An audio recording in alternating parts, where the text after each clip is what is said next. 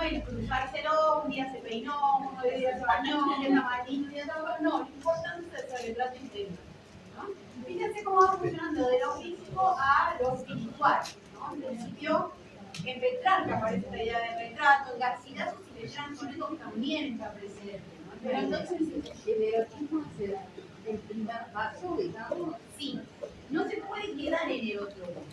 Y ese erotismo en general no es muy explícito.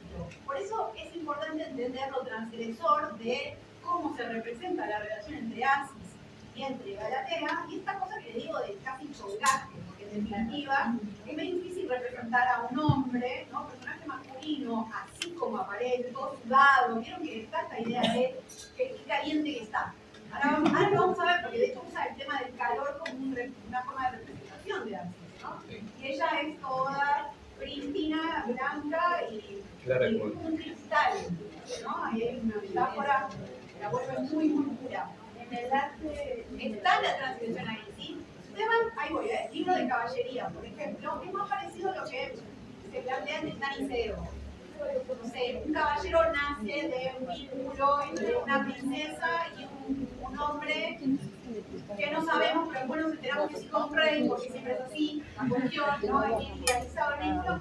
Tienen ahí un intercambio amoroso, nace Quirito y lo ponen, a ver, el mito de niño apóstol, lo mandan a otro lugar, lo ponen en un Moisés sobre el río, como Moisés, y después él vuelve y los padres terminan uniéndose en sagrado matrimonio, pero en principio ese vínculo ahí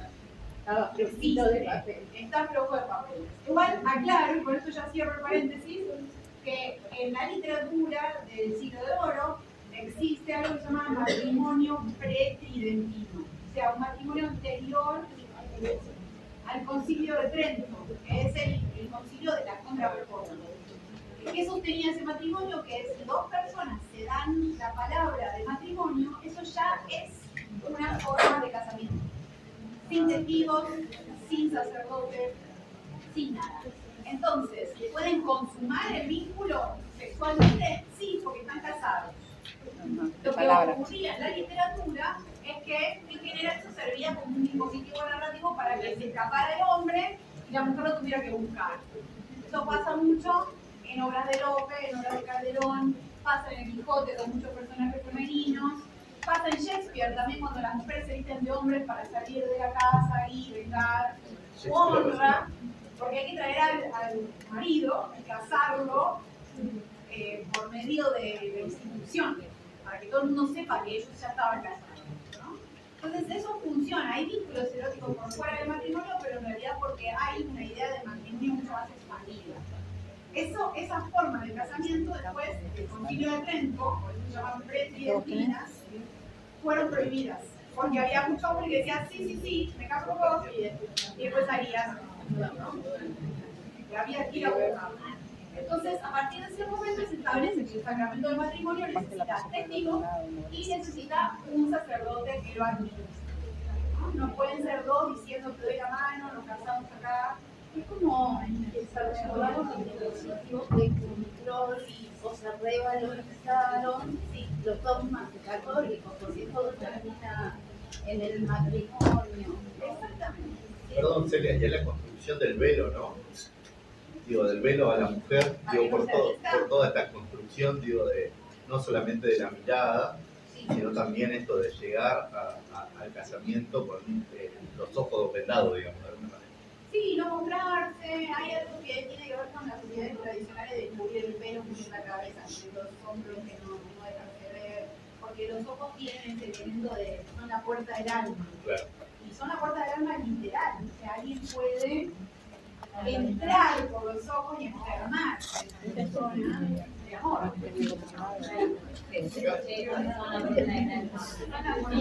Esto también tiene que ver con la melancolía. ¿Con la melancolía tiene algo que ver? ¿O? Sí, es el mismo sistema que no existía la medicina porque no existía la ciencia como tal, pero se le llama fisiología. La fisiología tenía una idea de la anatomía del cuerpo muy distinta de la nuestra y se sostenía en las autoridades clásicas, Aristóteles, que se quería Galeno, los médicos de la antigüedad, que sostenían que hay centros del cuerpo que tenían estos humores o temperamentos. La melancolía es algo parecido, solo que ahí los humores se cocinan en el cerebro por fiebre y producen alucinaciones. Pero en principio el amor también está asociado con la melancolía, porque hay una enfermedad de amor que tiene que ver con no ser correspondido, ¿no? Con pensar demasiado. Ahora uno le diría sobrepensar a eso, pero con reflexionar mucho sobre qué ocurre con esa otra persona, y también lleva a sentimientos alucinatorios, a la idea de muerte también. ¿No? También esa asociación de emoción y pensamiento se me hace. Es una educación no emocional de la época, porque esto, ¿no? La melancolía, el enamoramiento, verlo en un lugar de enfermedad que ataca al cuerpo, ¿no? Pero sí, para la mente presente eso no lo libera, para que la mente están los códigos de comportamiento. Sí, es algo que ataca al mismo tiempo al cuerpo y al alma, porque está pensado que el alma es sede de distintas almas se ubican físicamente en el cuerpo, ¿no? Y de la mente como dimensión psicológica hay poco de eso todavía. Lo que decía la compañera, yo sabe el barroco apenas la discusión. Sí, Necesariamente. es un arte asociado a las pasiones más que a la idea de intelecto. Porque de hecho, ustedes decían, esto es difícil, es más difícil, más oscuro y más retorcido. Porque está esta idea de que el aprendizaje de una idea se captura por medio de ese camino muy retorcido, muy dificultoso. Cuanto más dificultoso sea, más fácil se va a quedar en el alma del sujeto. Pero se aprende por medio de elementos pasionales. Es un aprendizaje basado en afectos, ¿no? Pero busca la exaltación del alma, entonces. Sí. Hay unos PowerPoints en la carpeta que ustedes tienen, hay uno que se llama Barroco, que van a ver que aparecen, por ejemplo, estatuas de una cultura de Santa Teresa, que es la Santa Barroca por excelencia, ¿no? Santa Teresa de Ávila. Y hay un tópico cultural que es la de la exaltación del santo. Ustedes ven la cara de un santo cuando está atravesando el martirio o cuando está a punto de transfigurarse a otra cosa, son caras de un estado pasional que desborda el cuerpo, ¿no? Entonces, no voy a poner cara de santo exaltado, pero imagínenlo, ¿no? La idea de ahí llega, ¿no? Ahí llega la verdad. Pero es la captación de una idea que no está trabajada discursivamente, sino que tiene que ver con un impacto afectivo, ¿no? Por eso siempre se dice que es un arte, el barroco es un arte dirigido, ¿no? Es un arte que se dirige a producir efectos y que mueve a las pasiones. Y que es el arma de la contrarreforma católica. Exactamente. Tiene que ver con una captación, una captación que es propia de lo anímico más que de lo intelectual, aunque se construye idea a través de eso, ¿no? Es esto, todo el tiempo, tender hacia la libertad.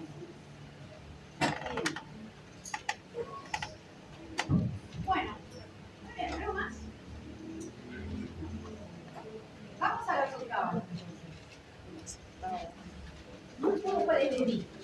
Así que ustedes me avisan. Y tuvimos la 1, ¿verdad? Yo les puse una listita de qué cosas tienen que mirar con atención para que todos lo acaben. ¿Sí? Estoy hablando en otro canal. No, pero ustedes están escribiendo algo distinto. Bueno, la 2 estaba en la lista, ¿verdad? Sí. Muy bien. Bueno, vamos a leerla. Quiero que lo que también, como para que ustedes quieran observar, es la estructura. Las 63 octavas tienen una distribución en un esquema que también puede ser bastante simétrico, ¿no? Que también está, de alguna forma, recuperando esta idea del equilibrio que vemos en la égloga tercera de Garcilaso. Hay una parte dedicada a la presentación y eso incluye al dedicatario, que es el conde de Niebla, el protector, el mecenas de Góngora. Y después viene la presentación de Sicilia como el espacio donde se va a desarrollar desarrollar míticamente la figura de Polifemo, y después aparece el famoso tema de Polifemo, o sea, toda la reconstrucción de personajes, sus hábitos, día a día. Ponen el tema de Galatea, o sea que todo lo mismo, pero se hace con el personaje de Galatea, y finalmente tenemos después la situación del amor y demás. Y hay un canto de Polifemo también interrumpido por este descubrimiento de algo que parece infidelidad, pero no es infidelidad, porque Galatea nunca le dio cabida, ¿no? Sepámoslo. Punto. Bueno. Octava 2. Terminado Pula en la maestra mano, el generoso pájaro tan mudo en la cándara que en vano, aún desmetida en la cabeza de su mano. Tascando ahora el freno de oro cano, el caballo andaluz otra espuma, estima el lebrel del cordón de seda, y al cuerno al fin la cítara suceda. Bien, esto es la continuación de la dedicatoria con el Niebla. Entonces lo que está haciendo es, acá está representando al noble. El ciclo de con el Niebla está haciendo todo lo que haría un noble de esa época. ¿Sí? Un noble cortesano.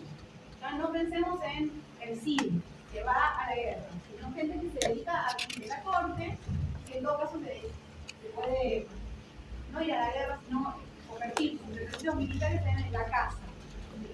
La casa, la cetrería, que es la casa con aves, ¿no? Entonces, esta descripción es una descripción bastante característica de la nobleza de esta época. Entonces, lo que pide es que la mano maestra del conde de Niebla le pida a que se temple al pájaro, o sea, que el pájaro se calme. El pájaro es un halcón, es una representación que vamos a ver, hay un recurso ahí. Pero el pájaro es el halcón. Dice, o tan mudo en la alcándara, o sea, el alcándara es la percha donde se apoyaban las aves, ¿no?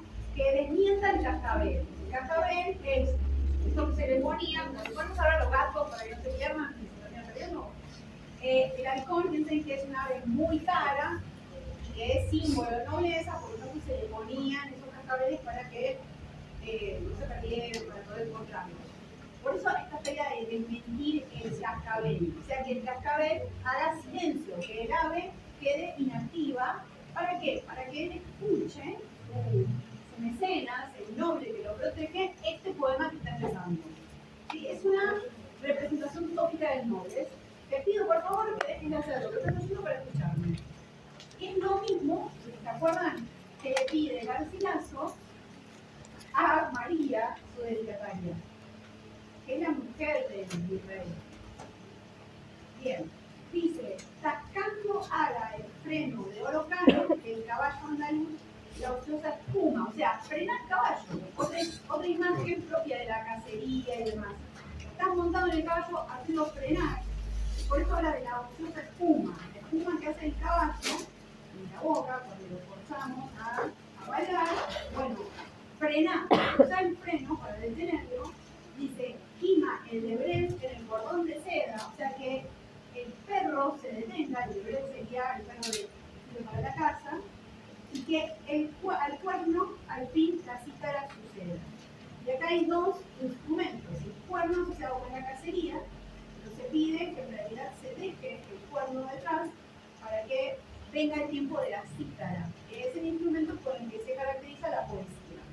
Lo que le está diciendo es, hoy no cases, sentate a escucharme. Pero así de complejo como es Góngora, tiene una serie de recursos, ¿no? Bien. ¿Qué encontramos acá? Acá hay recursos de todo tipo, los más generales, que son los que ustedes vieron conmigo el año pasado, estaban en un glosario de términos o recursos retóricos, pero también están los que menciona Damaso Alonso. Porque acá, en el caso de Góngora, hay un uso particular de ciertos recursos que construyen una lengua poética del autor. Entonces es muy importante también que podamos mirar eso concretamente. ¿Sí? ¿Qué es lo que tenemos acá? ¿Nos encontraron algo?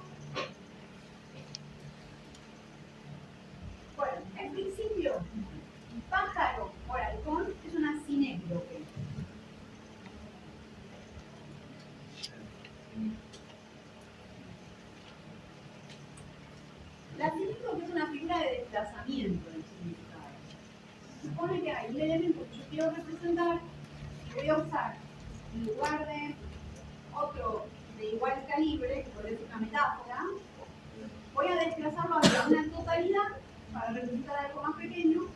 ¿Sí?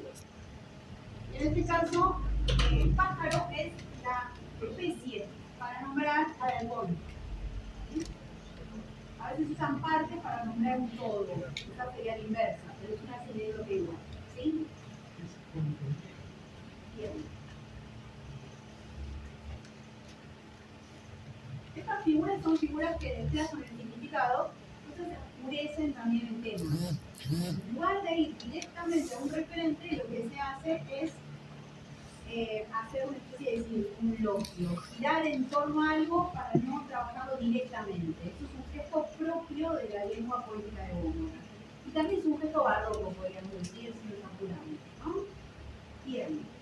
Después, fíjense que dice, tascando haga el freno de Orocano, y ahí lo que tenemos es una gran cantidad de sonidos que crean cortes, tascando haga el freno de Orocano, ¿no? Esa, la dental, la T, ¿sí? Después tenemos la K, son todas oclusivas, ¿sí? ¿Lo ven esto? Bueno, acá lo que está funcionando es una aliteración. La repetición de un determinado grupo de sonidos o de algún sonido con un propósito particular. Aliteración. En donde se ve tascando haga el freno de Orocano.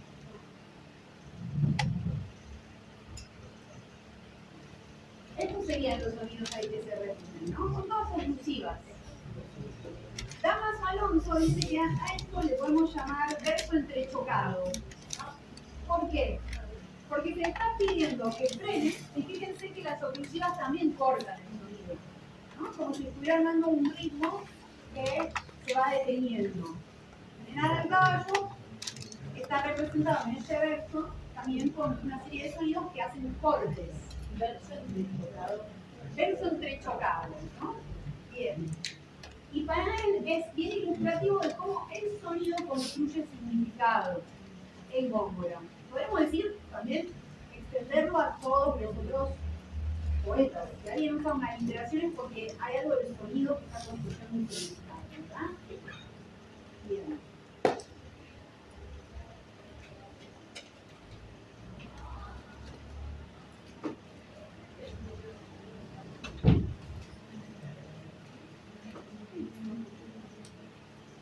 Bueno, después, fíjense que en el último del verso de esta estrofa tenemos que al cuerno al fin la cítara suceda. Y acá hay otra figura también del tratamiento del sentido, que es la metonimia.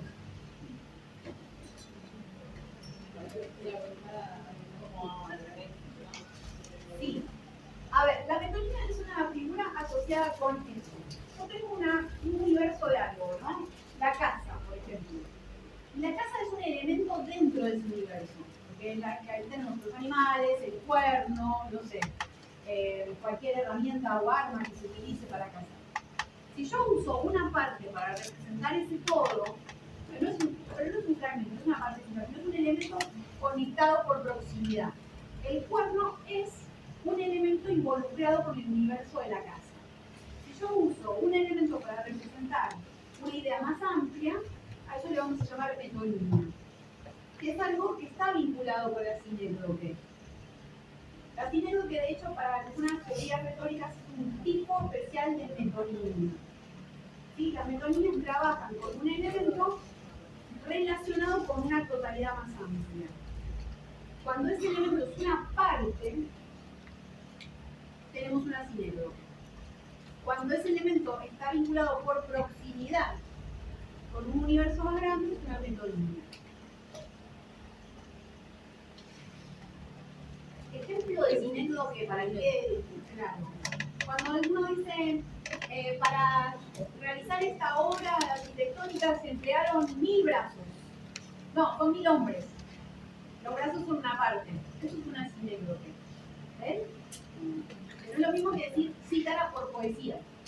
La cítara es uno de los componentes de un universo más grande, no es una parte, ¿no? Si yo digo poesía, puedo decir versos, cítara, liras, quieren, no son pedazos de la poesía, ¿entienden? Charlie García. Es como un elemento que amplía ese universo. No lo reemplazo. Exactamente. Digo que sí, La sinécdoque es una parte que reemplaza, pero es parte. El fragmento que reemplaza un todo. Exactamente. Charlie, un río de cabezas arrastradas por el mismo pie, ¿no? Eso es lo que dicen en el Cursan Rock 1. Son cabezas, son personas, ¿no? Obviamente en la historia se supone que fueron desprendidas del cuerpo, pero representan personas. Sinécdoque. Muy bien. Entonces, fíjense que otra vez desplaza el significado. Está hablando, está planteando la idea de que la casa le ceda su turno a la poesía, ¿no? Pero utiliza cuerno metonímicamente para reemplazar a la cacería, a la casa, y cítara para poesía. ¿Entienden? Bueno. Otra cosa que es importante que miren es algo que en Garcilaso no parece tan explotado como en Góngora. Ambos trabajan con la misma forma estrófica, que es la octava real. ¿Recuerdan? Bien. La octava real, por tener 8 versos, ya de por sí tiene una tendencia a lo simétrico. Porque en general, si ustedes leen este poema en voz alta, van a ver que cada octava tiene una especie de pausa más fuerte entre el cuarto y el quinto verso. Y eso también genera una suerte de forma binaria de tratamiento de lo que se construye en cada estrofa. Fíjense que primero habla del pájaro en los primeros 4 versos y después más abajo todos los otros animales. Esta idea bastante binaria, bipartita, del número 2, de los contrastes, se va a utilizar también incluso al interior de las cosas. Vamos para tener en cuenta. Bien.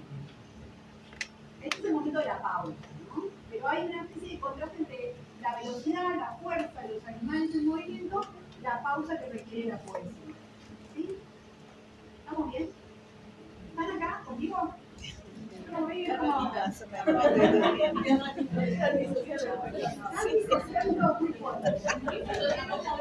Veo acá una nube de disociación. Yo hablo si quieren. Pero hoy somos más libres. Los otros días somos un poco más libres. O eso nos dijeron.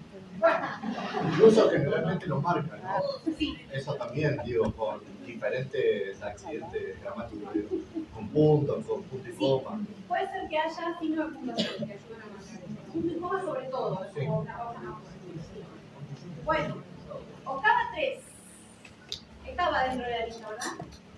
Porque tengo que ir a mi celular o no. La 4, la 4. ¿Me faltó la 3? Bueno, 4. No, de la 2. Ah, decía 2-4. Ah, 3. Bueno, seguimos en la dedicatoria. Yo me imaginé que podía pasar. Pero si ustedes ven comas y rayitas, ¿no? Bueno, 3. Descuento. Me hace un descuento. Después cuando quieren la nota, no quieren descuento. Bueno, treguas al ejercicio sean robustos. Ocio atento, silencio dulce, en cuanto debajo escuchas de doncel Augusto, del músico Jayán el quiero canto. Alterna con las musas hoy el gusto, y si la mía puede ofrecer tanto, clarín, de la fama no segundo, tu nombre oirán los términos del mundo. No pongas esa cara.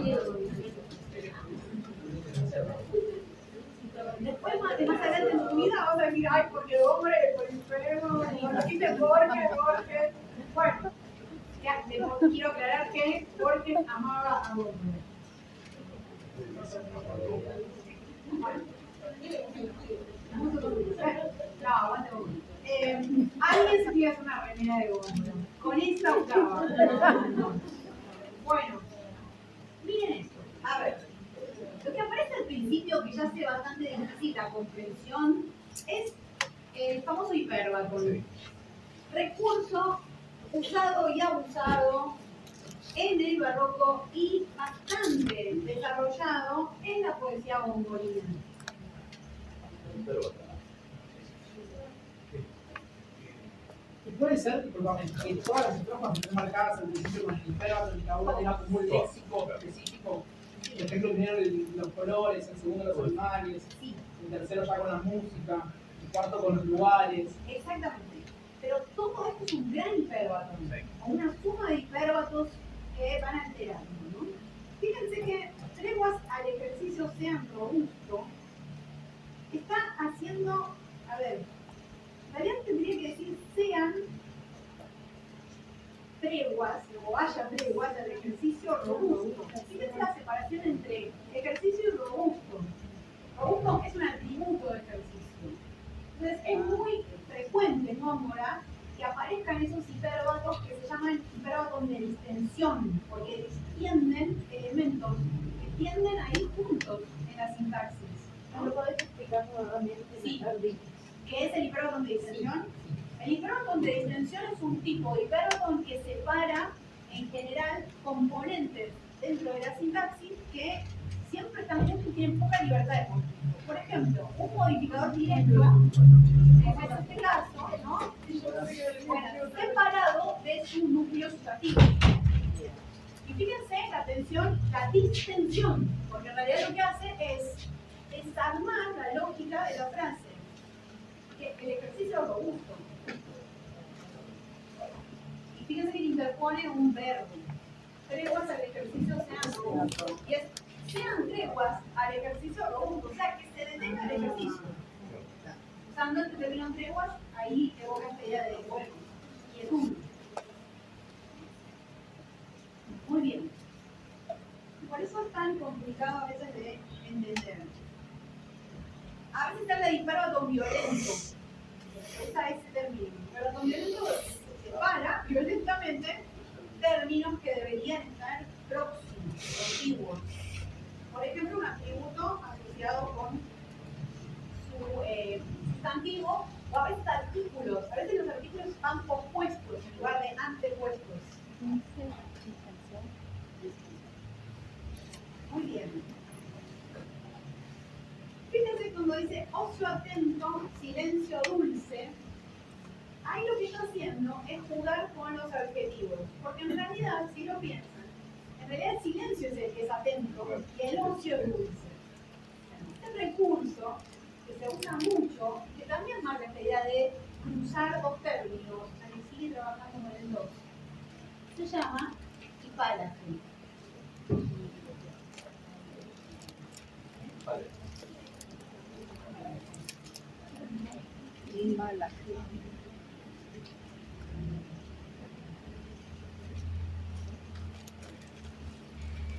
Todo lo que cruce epítetos está tramando una relación compleja entre dos términos. Entonces ahí lo que tenemos es un hipálaje. Todos estos recursos no los inventó Góngora. Lo que pasa es que los está usando para producir una cierta cantidad de efectos. La dificultad, la oscuridad, el contraste, etc. Bien. Ahí cruza. Creo que le podría repetir que es el hipálaje. El hipálaje es un recurso que consiste en cruzar dos atributos o epítetos, adjetivos,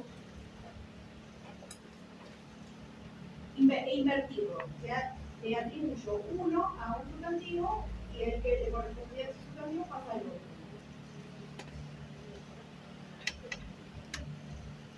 Bien. ¿Sí? ¿Qué sería? Silencio atento, ocio dulce. Claro.